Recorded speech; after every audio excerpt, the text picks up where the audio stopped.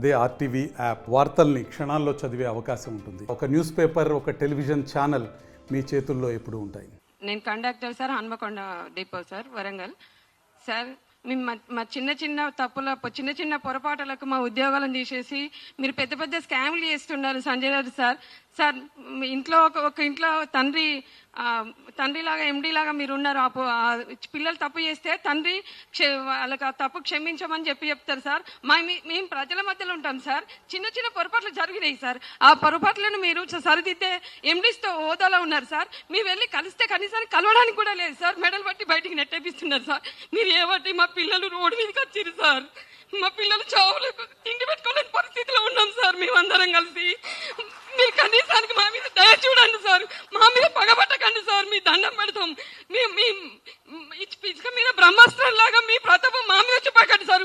మేము తలుచుకున్నా కూడా మీరు పెద్ద పెద్ద స్కామ్లు చేసారు కదా సార్. మేము ఏం చేసినాం సార్? చిన్న చిన్న ఉద్యోగాలను 60-30 రూపాయల టికెట్లు ఓడగొట్టుకున్నాం. మేము ప్రజల మధ్యలో ఉన్నాం కాబట్టి పొరపాటు జరుగుతాయి సార్. ఆ పొరపాటుని క్షమించి పెద్ద మనసుతో ఒక ఫ్యామిలీలకు తండ్రి పిల్లలుంటే పిల్లలు తప్పు చేస్తే తండ్రి క్షమించి వదిలిపెట్టినట్టు మేము తప్పు చేస్తే మా తప్పేందో తెలియజేసి మా నౌకర్లు మాకు ఇప్పించండి సార్.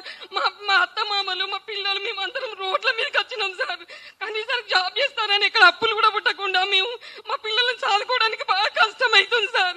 మా ఇంట్లో శవాలు లేస్తున్నాయి సార్. 15 రోజులకు ఒకసారి మేము అందరం వచ్చిన 2400 మందిలో ఇప్పటికీ 1 సంవత్సరం అవుతుంది సార్. మేము సమయం బట్టి మేము తిరగబట్టి వారానికి ఒకళ్ళు చచ్చిపోతారు సార్. మా సోదరులు సోదరిమణులు మమ్మల్ని చూస్తే మీకు ఎందుకు సార్ జాలి కలగట్లేదు? మా పిల్లలు మేము తిండి పెట్టుకునే పరిస్థితిలో ఉన్నాం సార్. మీ దండం పెడతాం. మేము అక్కడ దాకా వచ్చి బస్ భవన్కి వచ్చి కలవంటే కలవనిస్తలేదు సార్. మీరు కలవనియనప్పుడు తండ్రిగా మీరు ఓడిపోయినట్టే. ఎండీ పదవికి మీరు అనర్హులు సార్. సజ్జనర్ సార్, మీరు ఉండి మాకేమైనా న్యాయం చేస్తున్నావో చేయండి సార్. లేదంటే మీ ఎండీ పదవికి రాజీనామా చేయండి సార్. ఇంకోసారి వచ్చి మాకు న్యాయం చేస్తాడు సార్.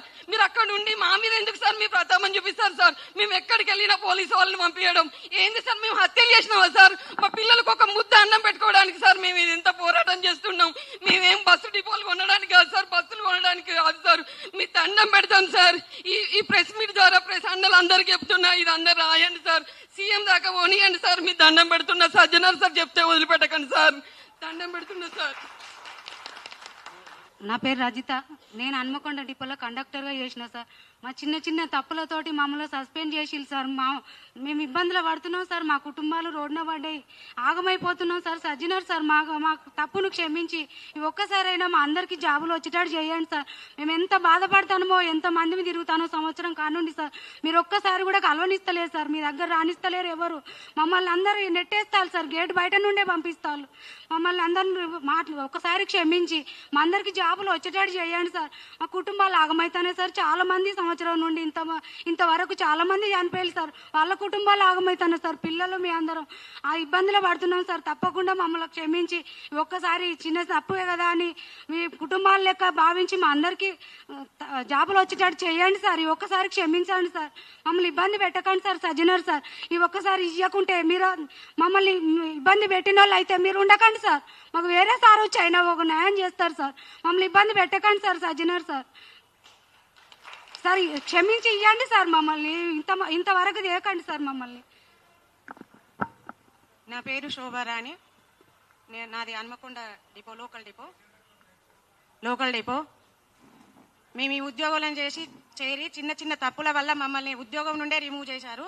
సజ్జనార్ సార్, మీ తప్పులు ఎన్నో ఉన్నాయి, మేము ఎదిరించదలుచుకోలేదు.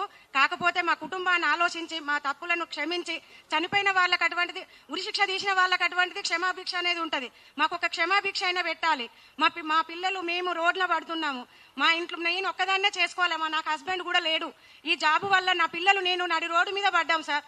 మాకు ఈ ఒక్కసారి మాకు క్షమాభిక్ష పెట్టి మాకు చిన్న చిన్న తప్పుల వల్ల మమ్మల్ని అందరినీ రిమూవ్ చేసిండ్రు. మమ్మల్ని చేయాలనుకుంటే ఏదన్నా చిన్న శిక్ష విధించి కొన్ని రోజులు రిమూవ్ చేసి తీసుకోవచ్చు.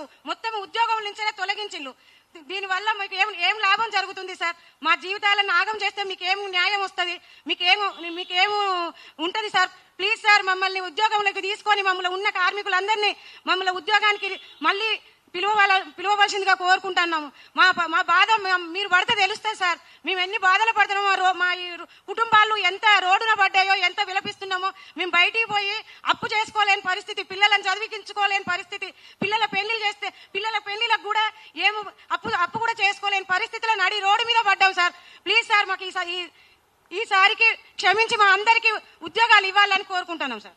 మరిన్ని వీడియోస్ కోసం ఛానల్ ని సబ్స్క్రైబ్ చేయండి. లేటెస్ట్ అప్డేట్స్ కోసం వాట్సాప్ ఛానల్ ని ఫాలో అవ్వండి. ఆ లింక్ డిస్క్రిప్షన్ లో ఉంది.